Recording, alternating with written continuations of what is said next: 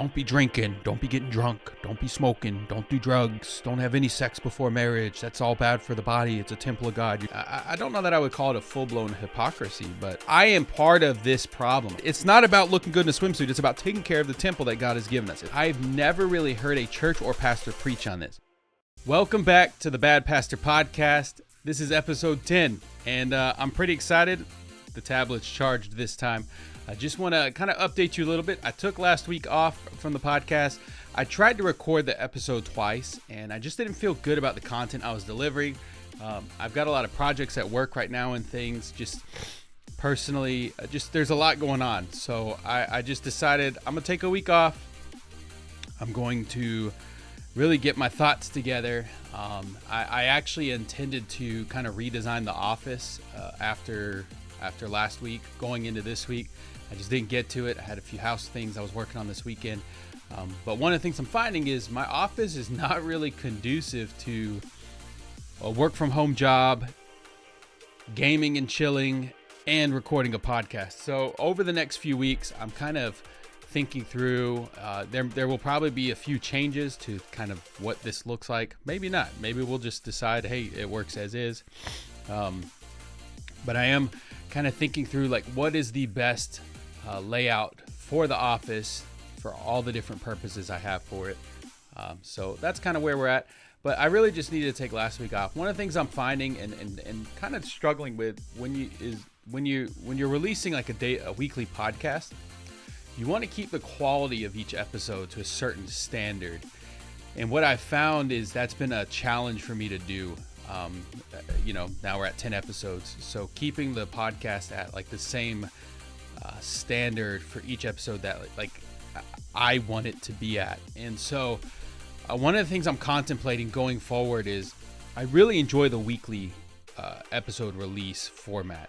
So there are a couple things I'm thinking through is either having like a batch recording day where I'll record 2-3 episodes in one day, and then edit them, produce them, and just have like once every few weeks is just a heavy recording day. So that way I'm not having to record necessarily week by week, but I just do it all in one day and then take the other time during the week to kind of edit and produce. I'm thinking it through. I've also been thinking through, the best way to do like short form content and those things. I was doing it daily and I haven't really posted more than like 2 or 3 in the last couple of weeks. And I'm just trying to like think through what is going to best represent the podcast, what is best going to attract new people to the podcast. So I'm at we're 10 episodes in as of today, and I'm really just trying to think through more long term for the podcast. What's going to be the most sustainable thing? You know, I have the vision I have for the podcast has been clarified a lot over these 10 episodes.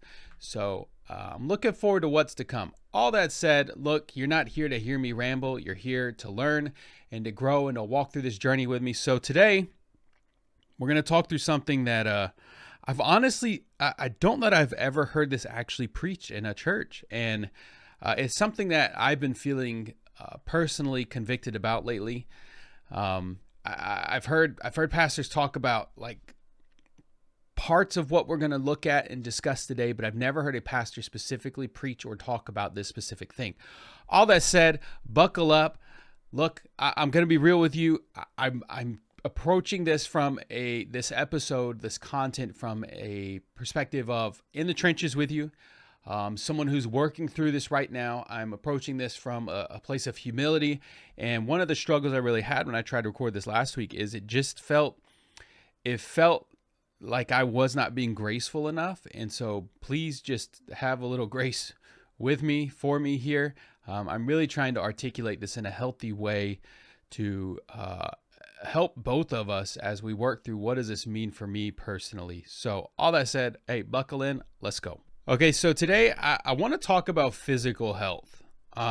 I've never really heard a pastor preach specifically from this perspective on physical health.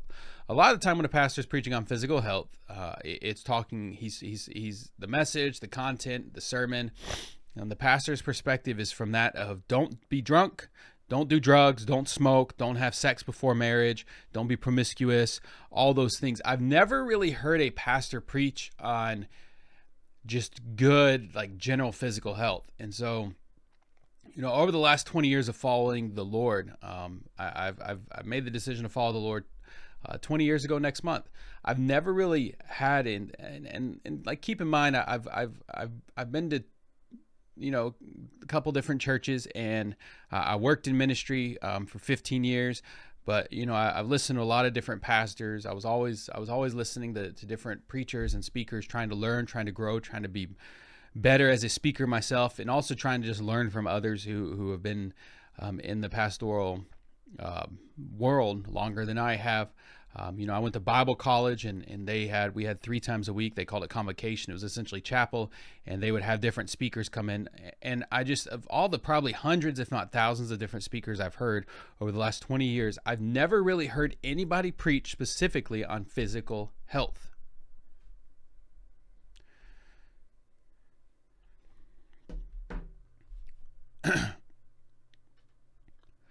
So the reason that this is kind of on my mind is, one, I've just been, over the last several months since I started my new job, I've lost a few pounds now. I weigh more than I ever have in my life. Still, I've lost some weight, but I still weigh the most I've ever weighed. And the reason I'm realizing that is a lot of my clothes are starting to not fit. We've actually been, my wife bought me some new shorts, and they didn't fit. So we went the next size up, and they fit okay. Then we went to another store, and the size that I would normally wear doesn't fit. It's weird because my clothes I have, a lot of them still kind of fit. And a lot, obviously I've been wearing them for a while, so they've been stretched out and whatever, formed in my body. But I know and am aware that I'm not in physically healthy shape. My phone pings me and says, "Hey, you're walking a lot less than you used to. What's up?" This is cool. I got a text or an alert the other day from my health app on my phone telling me, "Hey, over the last few weeks, your daily steps have been up about 1,000 more than they were," which is exciting for me. One of the things that I've been trying to do is I'm actually when I'm done recording this, I'm gonna go on a walk. I'm trying to go on a daily walk if I remember, if I'm able, if time allows, if just everything else going on allows. Just a daily walk. Maybe it's just 15 minutes, 20 minutes. We have this loop in our neighborhood, and it's like it's about a mile. So just walking at like a normal pace, it's about 10, 15 minutes. It's like 15 minutes. And, I try to go and I'll put on music or podcasts and just enjoy the walk. And honestly, like, I just enjoy the solitude. Maybe I'll spend the time praying, but just something to get up and get my blood flowing. A few months ago, I bought a desk about 2 or 3 months into working from home. This desk here that I record, my podcast desk, it was my office desk. I bought a new desk in March, and it's one of them with the buttons to like raise and lower, because I realized like I need to be up. I need to get my blood flowing. I realized like my back and my hip were hurting more. Anyway, all that said, I've realized my physical health is not where it was. It's not where it should be. And so that's just kind of been on my mind. And then just, anytime things are on my mind, I'm always just curious. What does the Bible have to say about this? What does Scripture have to say about this? So then that's when I realized like I've never really heard anyone preach about that. And it just got me thinking, growing up, I said I've been following the Lord for about 20 years. Growing up, we went to church sometimes. My mom would try to get us there a couple times a year, at least Christmas, Easter, and a random day. Maybe a friend would invite us. But I just remember growing up, dude, going to church, and the pastors at the churches I went to growing up. And I want to be careful here, because I'm not making fun of anyone. I'm not shaming anyone. I'm just speaking an objective truth. But looking back, the pastors at the churches I went to growing up were never in a good physical shape, right?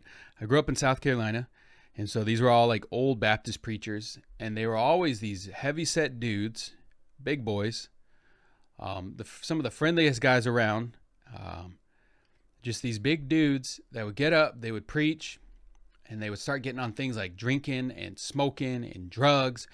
and preach about, what's it? I got it in my notes here. 1 Corinthians 6, it says that, do you not know that your bodies are temples of the Holy Spirit who's in you, whom you've received from God? You are not your own. You were bought at a price. Therefore, honor God with your bodies. And these guys would get up and preach on passages like that.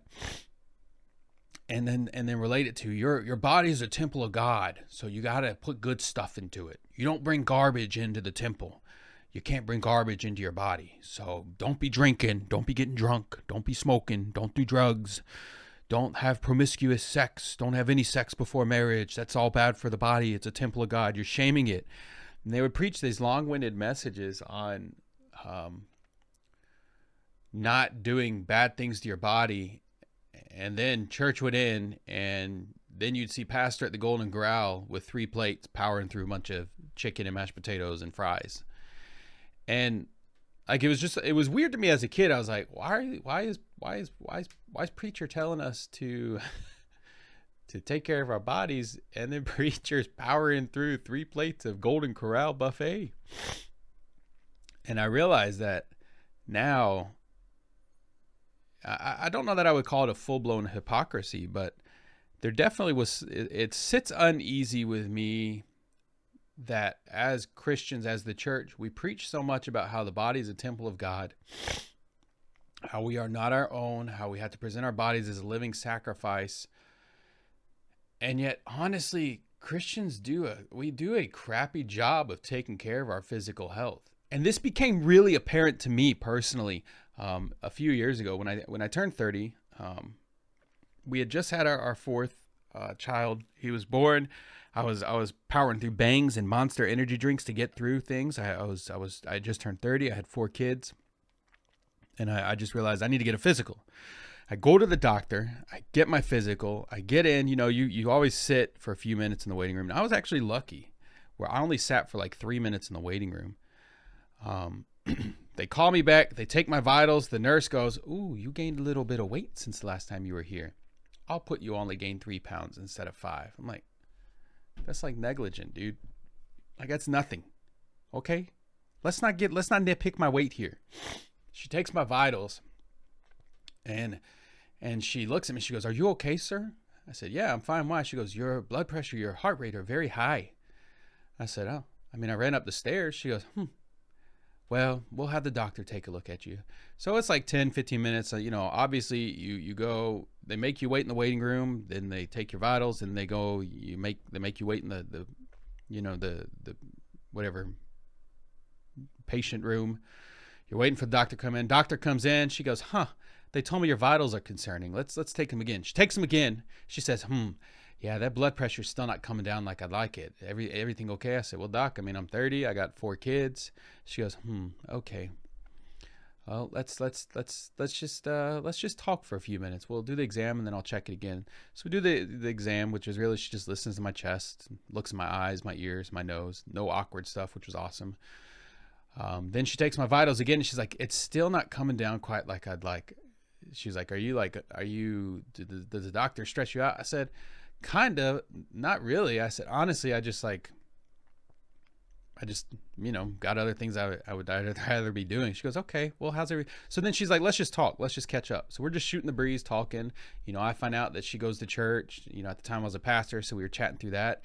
She takes my blood pressure again, and it had come down a little bit, but she was still concerned. So she puts me on 3 weeks. I have to take my blood pressure in the morning and in the evening. I record it, write it down, whatever. Then on Friday afternoon, evening, I email it to her so she can see my readings for the week. So after 3 weeks of doing that, she emails me back and says, "Your blood pressure it's not good. You're like in regular hypertension. I'm going to put you on blood pressure medication. You have high blood pressure. You're too young for that."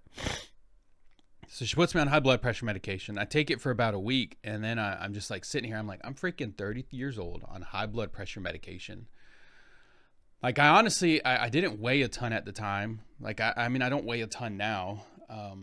But like, I was like, it just didn't make sense for me to have such high blood pressure.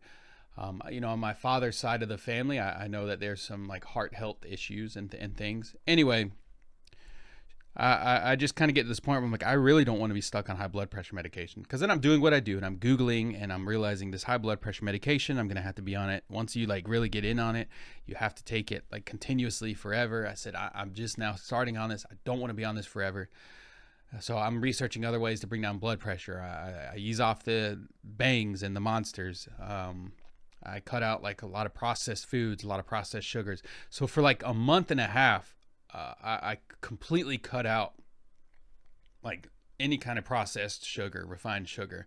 So I was eating just natural sugars in foods, like fruits and things like that. That was where I was getting my sugar intake, and I really was great on it. I eased off the energy drinks. I was drinking. I think I'd have like one every now and then. I eased off of coffee, and my blood pressure got like, it dropped. And I cut out alcohol completely. I'd have maybe one drink a week, at most one drink a week. And that really helped a lot. And I just got to this point where my blood pressure was good. And honestly, even though I'm not in prime physical condition, my blood pressure really hasn't been too bad. I haven't taken it in a couple weeks, but it's been in good shape. And so for me, that was kind of like you need to get your crap together. And I slacked off a bit. I got into Celsius, which was supposed to be a healthier energy drink, if there's such a thing. I had a gym membership for over a year that I barely used because I'd go and every machine was busy, or it was just too busy to do anything. And then I just kept forgetting about it. Anyway, all that said, I'm setting this up and sharing all this to help you understand, like when I say like we need to do a better job of preaching physical health, of teaching and sharing and holding one another accountable to physical health, like I am part of this problem. I am part of this that needs the continual accountability and help to get physically healthier. Like I'm not coming from this perspective of I'm like this jacked, swole, super in shape guy. That's not me at all. I'm working on it. I'm trying to get there. And like a daily walk is a very, very small step towards that, but it's better than nothing. Maybe what you could do is, instead of listening to this podcast at your desk, you could get up, put your headphones in and go for a walk and listen to the rest of the episode. Like that's just a suggestion. That's probably what I'm going to do is listen back to the podcast on one of my walks. Churches, we're so quick to preach on don't mess your body up with drugs, drinking, and smoking, but we don't talk about physical health. Like you think about potlucks that churches do and meals that churches do. How often is it a healthier option? And look, I'm not like a let's go to a salad bar and hang out kind of guy. I love a good salad, but I do need, when I say physical health, a lot of the time when people talk about physical health, it's just like, oh great, I got to eat more vegetables. No, you have to eat more whole meals. One of the things I've realized for me is I don't have enough protein in my diet. So I've been trying to be more intentional about introducing more protein to my diet. And it's honestly helped. Honestly, that I think I don't know the science behind this, but since I've introduced more protein to my diet, even if it's just a protein bar or like real good, healthier meats, whole foods, avocados, things like that, my blood pressure has been in better shape. Maybe a nutritionist is listening and you can come on and you can coach us on a biblical, like I would love, if you're a nutritionist or a health expert or physical fitness person, I would love to have you on to give us good biblically guided input on how to be healthier from a biblical perspective. And not just like, because when you say health, people think, great, I got to go on a diet. I got to drink Diet Coke and I got to eat vegetables. Diet Coke, by the way, is horrible for you. Everyone's like, I got to drink Diet Coke. It's horrible. It tastes like crap, number one. But number two, all the fake sugar in there is even worse for you than real sugar. I get people like maybe with diabetes and things have to drink Diet Coke because you can't drink the real sugar Coke or whatever, like the high fructose corn syrup, whatever. But still, like viewing Diet Coke as a healthy alternative is like viewing a Hershey's bar as a healthy alternative to a Reese's. They're both bad for you, okay? All that said, the thing that I'm approaching this from the perspective of someone who's been feeling convicted about my own physical health and trying to just start a conversation about what does it actually look like to have good physical health from a biblical perspective. Because like I said, I've never really heard a church or pastor preach on this. honestly, I actually would be really curious to see the statistics on like you look at like pastors like Craig Groeschel, who are just like chiseled men of God in prime physical shape. That's not typically what, like, when you think of a pastor, what comes to your mind is probably not someone in prime physical condition. And this is something where I've been feeling convicted of too, is, and my wife is like showing me up. Like, she got this gym membership. She's been rocking and rolling and like cutting out, a lot of just unhealthy foods. And I'm just amazed. And I'm like, what the frick, man? I got to catch up. I got to get good here. But like, dude, as pastors, we get up and we preach, don't introduce poor things to your body that are bad for it, but we don't model that ourselves. You know what I mean? Like, we get up and we'll preach a message on don't smoke, and I just keep coming back to that because that's so much of what I've heard when it comes to what do pastors preach about when it comes to physical health. It's always about drugs, sex, and alcohol. And nobody ever warned us about the danger of medicating our anxiety and our guilt and our conviction with sugar and caffeine and shame. I sat on the kitchen floor last night because I was starving, and I ate a bag of chips, just like a small little sandwich bag of chips, because I was just starving. And I realized this is not going to do anything for me. So I had a protein bar because I was like, this is going to fill me up more. It's going to get me to the morning. But we've just had this culture for so long of don't sin with your body, don't sin with your body, don't sin with your body. But we never talk about you need to steward your body well, right? Our theology is always revolved around don't sin with your body, but it's never revolved around how to steward my body well. If my body's really a temple of God, what am I doing with this temple of God? What am I filling it with? And there's a lot of like, it's like, there's a lot of research that says the kind of music you listen to will impact your mental health. Well, what we eat impacts our physical health, but I think in turn that can impact our mental health. I have found for me, I get a little bit of seasonal affective disorder. I've never been diagnosed, but I mean, I get the winter blues like a lot of people. Honestly, what helps me sometimes is just to eat healthier. Like, that's the time when you have to really be more intentional about what am I eating? What am I bringing into my body? And again, I'm not shaming. And I want to be really clear. My intention with this episode is not to shame anybody. I really just want to have the conversation about what are we doing to take care of our temples? What are we doing to take care of our bodies? It's like, sometimes people are like, well, this body's just ashes to ashes, dust to dust. So this body's temporary and it's whatever, going to go away one day. But it's like, but this is a body God has given you to serve him. Right? And, it's Romans, I mentioned a few minutes ago. Paul urges us in Romans 12, therefore, I urge you, brothers and sisters, in view of God's mercy, to offer your bodies as a living sacrifice, holy and pleasing to God. This is your true and proper worship. So the Bible itself says that the true and proper worship is to offer our bodies as a living sacrifice, holy and pleasing to God. And we'll always say, like, we always tie that up to other things in this world, but that also pertains to how are we taking care of this body that God has blessed us with. And I get it. I do, because dark seasons come, challenging moments hit us hard, and sometimes just powering through. I remember it was about a year and a half.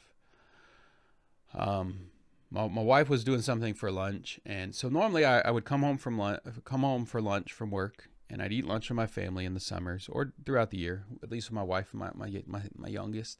And I go back to work. She was doing something with the kids that day. She said, just go out for lunch. So I at 12 o'clock hit, I had to get gas in the car. I drove past McDonald's. I drove past Chick-fil-A. I drove past Taco Bell. I drove past Chipotle, Subway, Jersey Mike's, a couple other just places. And then I was just like, I just want a Baconator. So pull into Wendy's. I get a Baconator. I get a large fry and a large Sprite. Wendy's has the best Sprite. I get my Baconator, and I'm just like, where am I going to eat this? I didn't really want to go back to the office. I was just having a rough day. I didn't really want to go eat my lunch in the office. I didn't want to have to talk. I just needed to be out of the office for a bit. And our Wendy's is in like this shopping kind of center, and I pulled off. There's a Best Buy right there, and it was like 90 something degrees, and I pulled into the Best Buy parking lot, and I blasted the AC. I actually put this window, the little window shield things, like the sun reflectors you put in your windshield. I put that up just to cool down the car. And I just sat there. I propped my phone up on the dashboard, turned on something on YouTube, and I ate my lunch, my freaking Baconator there, all alone, in the Best Buy parking lot, because I really just wanted to be alone and just eat my freaking Baconator. And like looking back now, I'm just like, I bet I looked so stupid sitting there with the sunshade up, eating a Baconator in a Best Buy parking lot. But like I was just in a low moment, and I was medicating that with food and it wasn't even healthy food. Now let me be real, man. I love celery. Some people are like, why would I want to eat dental floss mixed with full of water? I love celery. I think celery is delicious. I love the crunch of it. I love it. I love celery. I love fruits. I love vegetables, man. I can power through a vegetable tray in a heartbeat. I love like a cold, fresh pepper. But still, like, our instinct when we're going through it is to just go to comfort food, go to junk food. I found out recently that the men on my father's side of the family have this predisposition to some kind of arterial disease. And so I've been helping my wife plan our meals, and I'm working on this really cool Google sheet that I'll eventually release as a tool for families, where you put in your meals and then it automatically scans them. It creates an ingredient list, and then it creates a grocery list. But I've been trying to pick meals. Like I'm literally Googling, like, what are whole healthy family meals for 2025 summer? And on ChatGPT, like, I need good healthy meals. Because I'm trying to be very intentional about what we eat. Also, side note, fellas, it makes your wife's life easier if you help with the meal planning, and you also get what you want. I'm going to be real. We got a handful of grill things because it's summer and I'm involved in it. I'm just saying, grilled pineapple, by the way, delicious. I just, physical health is so important. And we have to be so careful about how we're taking care of our bodies. I love, I wrote this scripture down that Proverbs 23, verses 20 and 21 say, do not join those who drink too much wine or gorge themselves on meat. For drunkards and gluttons become poor, and drowsiness clothes them in rags. So when we eat like junk, when we eat garbage constantly, it physically just exhausts us. Like our bodies are just tired. They don't want to function the way they need to. I remember years ago, before I became a youth pastor, I was serving with my predecessor, the youth pastor before me. And one of the things he would often tell the students is, if you're taking nothing from Jesus, you have nothing to give for Jesus. Right? And it's like that in all perspectives. So if we're not growing spiritually, if we're not spiritually healthy, which is equally important, if we're not spiritually healthy, it's going to be hard for us to pour out and to minister to others. If we're not emotionally healthy, it's going to be harder for us to empathize and sympathize with others. If we're not physically healthy, it's going to be harder for us to serve and to walk alongside others. And so if we're not ingesting healthy things from all perspectives, it's going to make it a lot harder for us to serve well. And so when the Bible says, do not be like the drunkards or the gluttons, what it's saying is, don't be medicating yourself with things of this world that are not going to help you, because that's going to lead nowhere. Instead, medicate yourself with things that are healthy for you. Medicate yourself with things that are of God. Medicate yourself with scripture when you're feeling emotionally or spiritually or mentally down. Medicate yourself with healthy food when you're not feeling well. And I get some people are just genetically predisposed to things like high blood pressure and physical maladies like that. I get it. I'm not shaming anybody. I'm not saying you should just get over it and get healthy. That's not what I'm saying. What I'm saying here is, just consider for a moment, is my lifestyle supportive of what scripture says I should be doing with my body? Is the way I eat, is what I drink. Like I enjoy an adult beverage. I've got this bottle of bourbon that I'll enjoy a glass once or twice a week. I'll have some a bourbon and Coke, and I'll just enjoy it. Like, it's just, I love the flavor of it. It tastes good. It's an enjoyable dessert. It's an enjoyable treat. Like, that's okay. What I'm saying is like, if I'm powering through bourbon and Coke every day, that's probably a different kind of issue. What I'm saying is like, we've got to balance out the way we take care of our bodies. And it's not from the perspective of, I got my calories in my bourbon and Coke, so I'm not going to eat dinner today. Like, that's stupid too. You've got to, the bourbon and Coke aren't going to sustain you. You've got to eat a meal. What I'm saying is like, just consider, how often am I ingesting unhealthy things, and how does that impact me on a physical, mental, and emotional level? And when I say ingesting unhealthy things, I'm talking ingesting unhealthy things spiritually. Am I listening to bad pastors? Am I listening to crappy preachers? Am I listening to preachers who just shame me and guilt me? Or am I listening to preachers that only ever tell me that everything's okay and that I can sin all I want? Both are unhealthy. Am I listening to speakers, to podcasters, to music, to TV shows, to movies? Am I watching stuff that's impacting me negatively, emotionally and mentally? Am I eating crap that's impacting me physically? We have to be aware of how the different things that we receive and put into our bodies and our minds impacts the way that we act and behave. And so, sure, the main point of this episode is to look at physical health, but I think we need to talk about emotional and spiritual health too, because those things, even if it's just physical unhealth, like eating crap, like it still does impact us spiritually and emotionally, right? I remember one time at a summer camp years ago, we would stay up late with the kids, every night. That was just like what you do at summer camp. And it was fun, dude. Some of the best conversations I ever had with a young person were like just goofing around, with a couple of the leaders, a handful of the teenagers. It's like 12 a.m. We're just chatting, and they're just like sharing what's going on in their lives and some of the things they're struggling through. And it was amazing, dude. I love it. I miss it.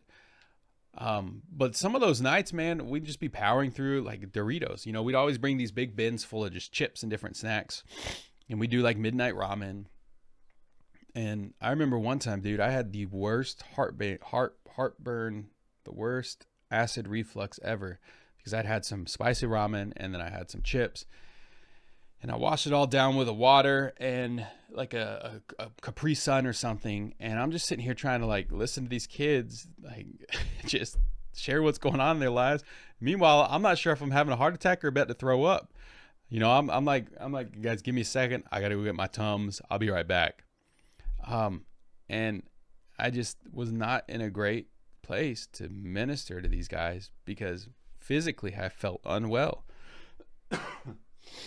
So we've got to ask ourselves and recognize, like, how do I take care of my body? How do I take care of my mind? How do I take care of my soul? And how does that impact the people around me? Because I'm learning, my mother passed away to cancer 20 years ago. She had cervical cancer. And because I'm learning that the men on my father's side, I don't interact with my father really much at all, but I just, through the grapevine have learned some of this. I'm just trying to take better care of myself physically, because like I got winded swimming across the pool and back the other day with my kids. And I'm like, brother, like this is funny, but it's embarrassing. Like I felt embarrassed. And so I just like, I don't want to get to a point in my life where I'm bedridden and in a wheelchair. And, it's not easy for me. I struggle with getting motivated to do things. That's why my problem is I get so motivated that I dive headfirst into things and I get burned out on it quickly or overwhelmed because I full send it. And so that's why I'm trying to ease myself into, let's just start for a few weeks. We're just going to do a daily walk or something. Just get up and moving for a few weeks. With my desk, I'll do an hour in the morning and maybe an hour in the afternoon standing up and working. Just trying to get in the habit of like getting my blood flowing. And then I'll ease, and maybe I'll start doing some weight training. Maybe I'll end up in the gym eventually. But just trying to ease myself into this. And that's the thing, dude, is you've got to ease yourself into it. If your body's not used to something, if your mind, your heart's, this is why people get burned out on like Bible and reading plans, is it's like read your Bible every day for a year, and which is great. Everyone should be reading their Bible every day. The problem is it's like I'm going to go in, I'm going to read 5 chapters of the Bible today, and I was barely reading a verse a week, 2 weeks ago. And people get burned out on that. So you've got to ease yourself into these things. Gosh, I'm not coming at this from the perspective of like every Christian has to be sexy and has to have like a beach body. Like that's not the perspective either, right? The perspective is that I'm approaching this from is let's just be a little healthier, right? I think that sometimes church culture on the flip side, almost emphasizes or idolizes this whole like their church staffs where like prime physical fitness is an emphasis. And so it's like you have to be in prime physical shape. You have to look good. You have to be whatever. And it's almost too much to the other side, because then there's such this emphasis on we've got to look good that it takes away from like it. I would have a hard time going into a church where it's apparently obvious that looking good in a swimsuit is an emphasis of the church culture. Physical health, 100%, dude. But if it's like every person on stage looks like they were airbrushed in a magazine because they look so freaking good, I might have a hard time going there, because then I'm going to wonder, like, am I supposed to look like a certain way because I'm here? Like, do I have to be wearing Versace to go to church? I don't know if you wear Versace or if it's just, I don't know. You can't even spell Versace. F-O-Sachi. It's a movie quote. I don't know, dude. Maybe I'm speaking out of turn here. It's not about all that said. It's not about looking good in a swimsuit. It's about taking care of the temple that God has given us. It's about taking care of what belongs to God. It's about being able to live and love and serve and give and worship without being constantly sick or angry or numb. It's about cutting off everything that slows us down or hinders us in our walk with God, so that we may serve him more, so that we may serve his people, so that we are in a better place to reach people far from God, so that we're in a better place to walk with people in their faith journey. Maybe for you or me, physical health looks like part of discipleship is, hey, we're going to go to the gym together and we're going to talk through what we've been reading in the Bible. We're going to go on a walk together. We're going to talk through what we've been reading in the Bible. We're going to challenge each other, hold each other accountable, because we're not just trying to help each other grow spiritually. We're trying to help each other grow physically, right? Maybe that's what it is. Maybe you're someone who just needs that step of accountability of, hey, I just need someone who's going to challenge my faith and challenge my health. Maybe that's what you need. It's not about guilt. It's about grace. It's about utilizing what God has given us and treating it as a gift, being grateful. And so we've got to ask ourselves, do I treat my body like it belongs to God? If not, why? And let me speak to you if you've been going through it. Someone told me recently that most of my podcast episodes are surface and they're not deep enough and yada, yada, yada, yada, yada. Go listen to a different podcast. The goal of this podcast is to speak to people who know the Lord or are struggling with faith. Maybe they don't know the Lord and they're trying to figure out what Christians are about. Maybe it's someone who's been hurt by the church. This podcast is for the person who's just trying to figure life and things out.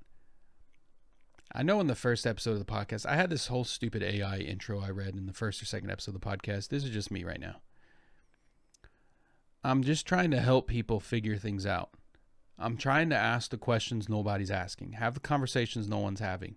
I'm trying to just, as someone who previously was on a church staff, was a pastor, and is now just someone who goes to church, I'm just trying to have these conversations that maybe you're not having, maybe you're not able to have, maybe your pastor's not having them.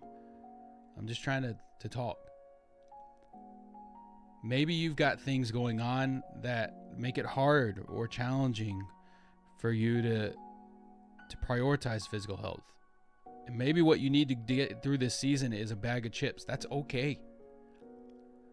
But I can tell you, nothing will ever fulfill you. Nothing will ever fill that emptiness like Jesus will. Nothing will ever carry your challenges, carry the burdens of your day-to-day like Jesus. And so you got to ask, like, what am I carrying in silence? Am I pouring out more than I'm filling up? Does my life have so much going on that my capacity and margin are so maxed out that I can't prioritize health on any level? And if that's the case, if you're so busy taking care of everyone else that you can't take care of yourself, and I speak to this as someone who has been in that place, like I am learning, you have to be able to say no to the things that would keep you from caring for yourself. Because if you don't care for yourself, you're not going to be able to care for other people. If you don't watch what you're doing, if you don't look after yourself, if you don't change your habits mentally, spiritually, physically, emotionally, it's only going to get harder for you to care and to walk with other people. So when I speak to you about physical health and I share about kind of my journey and my thoughts about physical health in Christian culture in the church, I'm not coming to you from a place of shame, eat better, eat salads. I'm coming to you from a place of like, we've all got to do a better job of taking care of ourselves. And so much of that happens in community. So who are the people around you that you can walk with to get to a place of better health, physically, spiritually, emotionally, mentally? Maybe you have the means to afford like a nutritionist or someone who can, a trainer, someone who can help you, guide you, but maybe they love the Lord and they can also work with you. I just for so long we've just had this culture in churches of eat like crap because Jesus always connected over meals, so we can connect over meal, and we've justified it for the sake of the mission. But maybe God desires us to be healthy and serve the mission at the same time. Maybe discipleship doesn't have to happen in a McDonald's. Maybe it can happen over a home-cooked meal. Steaks are expensive going out to eat, but they're a heck of a lot cheaper at home. I don't have all the answers. I don't have all the wisdom here. I'm not in prime physical shape, not in prime emotional shape, mental shape, not in prime spiritual health. I'm coming to you from a place of like, I'm walking through this and figuring this out with you. So just take a moment to consider, what do I have the ability and the means to change about my health? And let's walk through this journey together. Thank you guys for tuning into this one. I hope it encouraged you. But we'll see you in the next one.